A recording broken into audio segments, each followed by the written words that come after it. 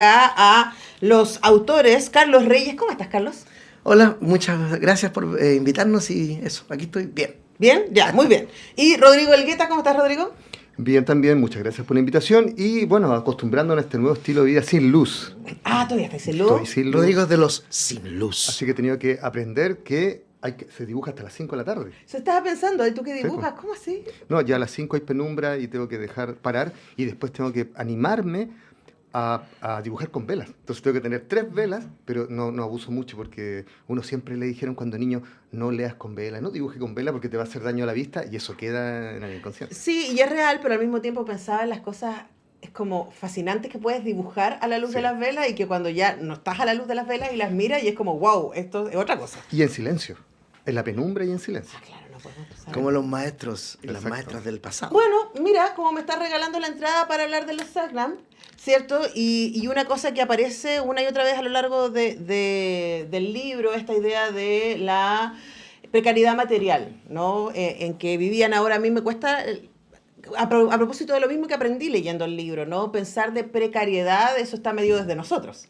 La idea de que nosotros tenemos una vida rica y ellos tuvieron una vida precaria, también es una mirada cultural, que es algo que está en el corazón del libro. Pero antes de llegar ahí, por lo menos para mí, una de las cosas más fascinantes de nosotros los Selknam, que estamos ahí mostrando con el Carlos, es que es una novela gráfica publicada por Reservoir, que es una marca internacional muy reconocida por su trabajo en novela gráfica y cómic, Penguin. Chile también ahí lo pueden encontrar a lo largo de todo el país. Es el juego que ustedes hacen con el ejercicio de investigar y con la construcción de este mismo relato. Este libro es un libro sobre los relatos, sobre los Selknam y de cómo Carlos, ¿cierto? Junto con Rodrigo van buscando a quienes han escrito relatos sobre los Selknam y levantando esos relatos a través de las páginas. Partemos por ahí, Carlos, que tú desarrollaste el guión. ¿Cómo fueron pensando decir esto va a ser otra cosa? Va a ser un trabajo donde nosotros además vamos a ser personajes. Ustedes aparecen mucho. Sí, aparecemos porque en el fondo es un cómic documental. Y entonces nosotros funcionamos vicariamente representando al público, al lector, a la lectora, y nos hacemos las mismas preguntas que cualquier persona que no sabe nada del tema se haría. Entonces, por eso nosotros vamos buceando en este mar de información a partir de libros que leímos, de documentales y de entrevistas, como tú bien dices, para desentrañar ese enigma que para nosotros era al comienzo del libro la cultura Selknam. Uh-huh. Pero en ese ejercicio ustedes escogen, porque podrían hacerlo como relato, ¿no? Y de hecho al principio del libro tiene este juego. Ustedes dicen, esta historia podría partir acá y nombran uno de los testigos por acá, uno de los investigadores por acá, otro de los libros, pero ustedes escogen hacer el camino y al mismo tiempo que hacen el camino nos cuentan una historia paralela de una pareja que se va a Punta Arenas buscando algo, no sabemos. Y ahí, Rodrigo, aparece una cosa que a mí me gusta mucho de tu trabajo, que tiene que ver con usar distintos tipos de dibujo para ir marcando como los tonos de la historia, ¿no? Hablemos de ese ejercicio. Sí, bueno, ahí en ese sentido Carlos siempre ha valorado mucho mi trabajo y él mismo me decía de la posibilidad de cambiar de estilos de acuerdo al nivel de narración. Uh-huh. Entonces, afortunadamente me gusta el grapigrafito mucho, soy fan del grapigrafito y los métodos de impresión actuales permiten que quede muy bien, me gusta el trabajo a tinta, las aguadas a tinta. Entonces, cada momento, por ejemplo, el tiempo de la cosmovisión, del origen del pueblo Selknam, está hecho con lápiz-grafito porque me daba la posibilidad de mayor expresividad y experimentación. Porque ese tiempo mítico, o bueno, no tan, un tiempo mágico, da espacio para que me dé libertad creativa también, tratando de mantener un respeto también por lo que cuentan las narraciones que se han recogido. Luego, en la parte de los hechos históricos de finales del siglo XIX y principios del siglo XX, las aguadas de tinta me permiten ser un poco más realista, un poco recordando lo que hicimos con Los Años de Allende. Uh-huh. Porque Los Años de Allende era un cómic no tan documental, tenía elementos de ficción, pero todo lo que ocurría telón de fondo era realista. Entonces las aguadas de tinta a mí me ayudaban mucho para hacer ese trabajo realista. Y bueno, y como dices tú, está esta pareja ficticia, real, porque, bueno, no sé si es correcto lo diga yo, pero está basado en algunas cosas en mi vida personal que viví yo con mi esposa, que allá el año 96 nos invitan a trabajar en la Universidad de Magallanes. Yo era profesor de colegio en ese momento, dejé dejamos todo, no teníamos ni hijos, entonces nos aventuramos en irnos a esta tierra que ya habíamos conocido, ya habíamos estado ahí alguna vez, pero a vivir y a trabajar, conociendo todo lo que significa que es, en esa época, en los 90, Punta Arenas y la región de Magallanes era prácticamente otro país, las distancias eran muy largas. Encontrar perejil, encontrar zapallo italiano, encontrar una sandía entera era imposible. Entonces, todos esos cambios de vida se produjeron. Entonces, había que hacer esos cambios de estilo para, de alguna manera, para ayudar al lector en esta historia tan compleja para que no se perdiera. Ahora, al mismo tiempo igual, uno no es malo perderse, uno no se pierde, ¿eh? Es realmente ustedes hacen la pega de que uno no se pierda, pero igual es muy hermoso ir armando esta especie de puzzle en donde también yo creo que una de las cosas que uno agradece del trabajo que hacen acá nosotros los Selknam es que no hay una historia real, sino que lo que tenemos son relatos, ¿no? Y de hecho hay momentos relatos contradictorios, como por ejemplo cuando hablan de la cosmogonía de los Selknam. Este investigador señala esto, este otro dice que no tuvo ninguna razón para creer, para pensar que ellos creían en un ser superior, este otro está convencido de que sí. Y eso se va contando a lo largo del libro y también se va contando a través de fuentes directas. Y esas fuentes directas también, por ejemplo, la entrevista con Martín Erazo, que ustedes dibujan, ¿no? Sí. Que cuentan acá, el director de la Pato Gallina, que hizo una obra sobre los Selknam, habla también del ejercicio del arte, en levantar y compartir estas historias. Hablemos un poco de eso, Carlos. Sí, lo que pasa es que para nosotros al comienzo del libro esto era un enigma. ¿Qué son los Selknam? Yo no sabía mucho, sabía lo que me nos habían enseñado malamente en el colegio. Conocía las imágenes de Gusín, de que eran fotografías que a mí me impactaron mucho cuando era joven. Y comenzamos a investigar. Y el libro es eso. El libro está construido tal como la forma y fondo acá tienen que ver, forma y contenido. Es decir, nosotros sabíamos retazos de la historia de los Selknam y el libro está construido por retazos. De hecho, las entrevistas podrían cambiar de lugar y el libro funcionaría de la misma manera, ¿no? Podría ser abordado, tú puedes leer el libro desde cualquier página.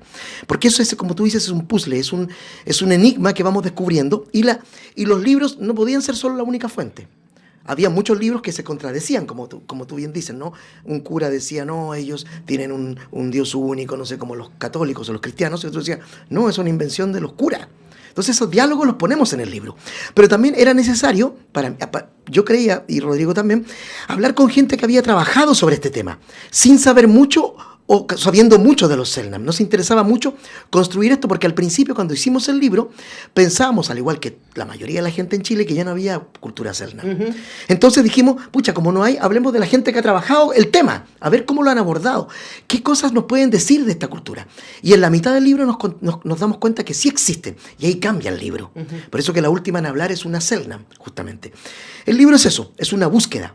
Entonces está bien esa percepción que tú tienes como de perderse, porque la idea era eso, que la gente fuera descubriendo junto con nosotros esos temas, que cada tema uno se va asombrando más e imagina todo lo que hemos dejado afuera. La cultura Selknam es riquísima, aún sabiendo lo poco que sabemos de ella. Ahora, ahí también hay dos cosas que cruzan, ¿no? Porque ustedes le preguntan constantemente a algunos de sus entrevistados por qué, cómo llegaron a los Selknam, qué les interesa, ¿no? Y hay una cosa que se repite y que tiene que ver con el misterio. Como además tenemos poca huella, ¿no? No hay huella escrita, como son un pueblo que eran nómades y por lo tanto tampoco hay tanta materialidad que podamos investigar. Entonces está la idea del misterio y yo sumaría que por ahí aparece... No recuerdo que lo hayan atacado directamente, pero también la idea de la culpa, ¿no? De pensar como Meléndez, por ejemplo, que también hablan de él, Meléndez, hay gente que lo vio en Los Colonos, el personaje está interpretado por Alfredo Castro en Los Colonos, este español que en algún momento es dueño de Tierra del Fuego, ni más ni menos, de Atlántico a Pacífico, dueño de Tierra del Fuego, y que fue uno de los que encargó el genocidio Selknam, ¿no? Entonces, yo creo que también nosotros, los chilenos, mestizos, hoy día también cargamos con un poco de eso. Rodrigo, cuéntanos cómo sientes tú que eso también aparece en el relato. Sí, tú tienes toda la razón, porque de alguna manera todos los entrevistados plantean lo que tú dices, que también me pasó a mí y le pasó a Carlos. O sea, en ese sentido, y seguramente a ti.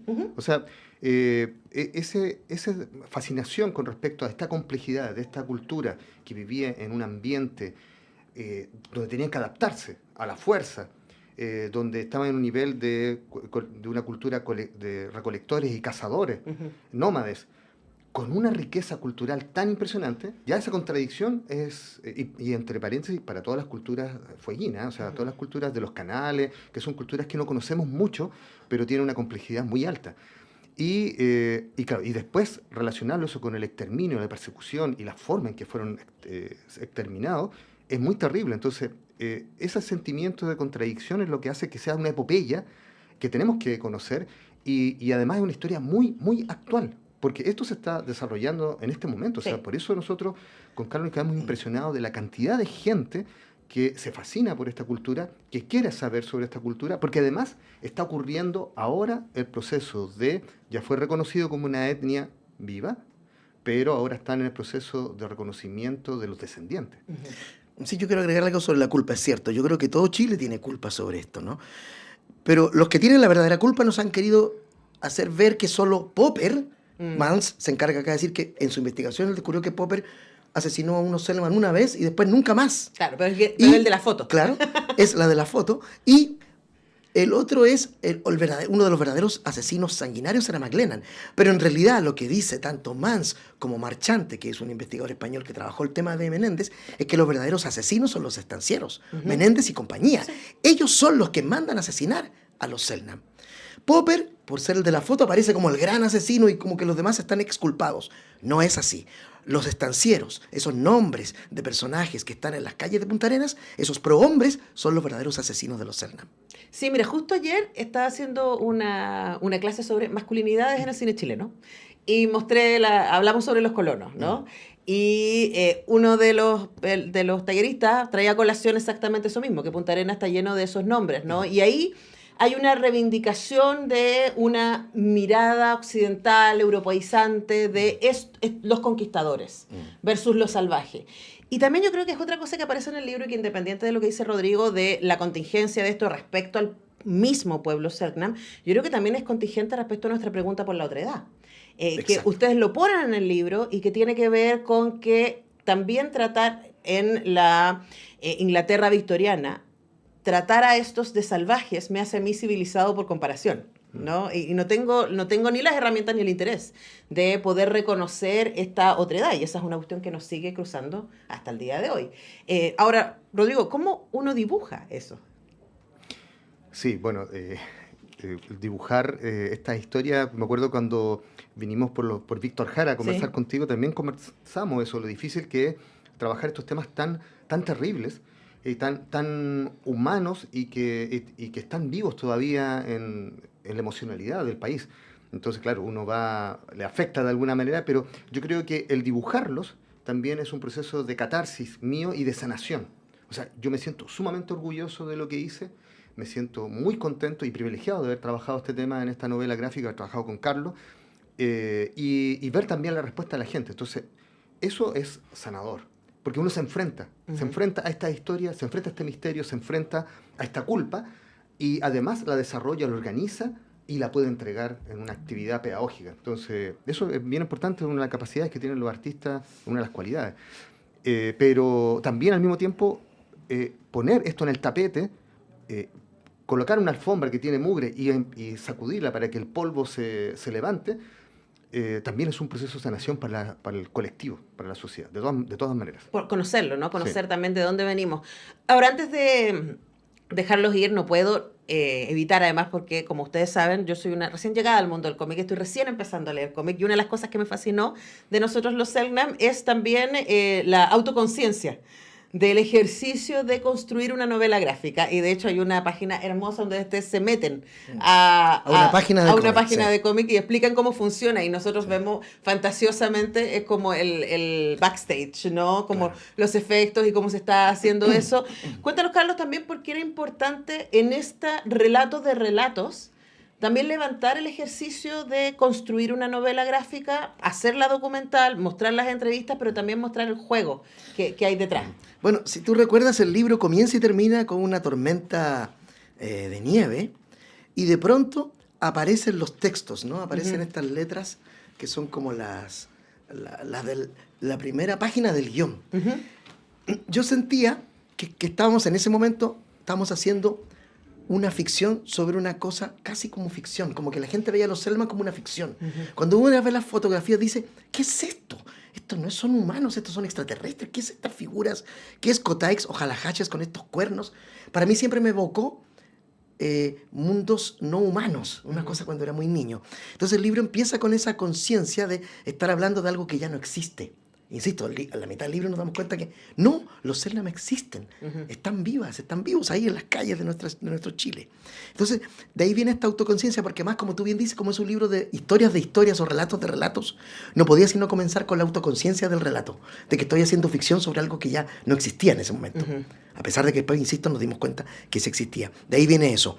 Y también nos servía mucho para enlazar a nuestros yos reales, dibujados, Sí. con el yo de Rodrigo irreal o ficticio. Entonces, cuando lean el libro van a entender un poco eso.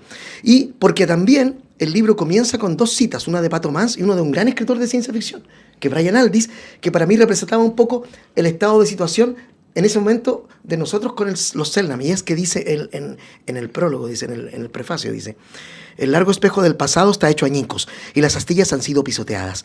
Antaño cubría todas las paredes de todos los palacios, ahora solo quedan fragmentos, estos que sostienes en la mano. Nuestro libro era uno de esos fragmentos, por eso. Y a propósito, quiero decirle a la gente que hay muchos fragmentos más. Hay gente que ha hecho excelentes libros de los Selnam, que cuando lean en nuestro libro nosotros los citamos y las citamos. Entonces busquen esos libros donde hay muchos más temas tratados con más profundidad, porque nosotros hicimos un panorama general. Claro. Eso. Ahora, además hay una imagen que me encanta, que es como, Exacto, es un ahí. picado, Sí. ¿cierto? Ahí, espérate, lo veo a la cámara y no sé si lo alcanza. Ahí a ver. se ve. Hay Ahí. un picado donde están los libros sobre la mesa y un gatito, que hay varios gatitos a lo largo del Sí. libro, que está observando la bibliografía de esto. Para cerrar, Rodrigo, ¿qué sientes tú que aprendiste? ¿Qué sabes hoy día que no sabías cuando partiste a escribir nosotros los Selnam con Carlos? Sí, bueno, cuando uno trabaja imágenes, también esa creación de imágenes se transforma en la experiencia de uno.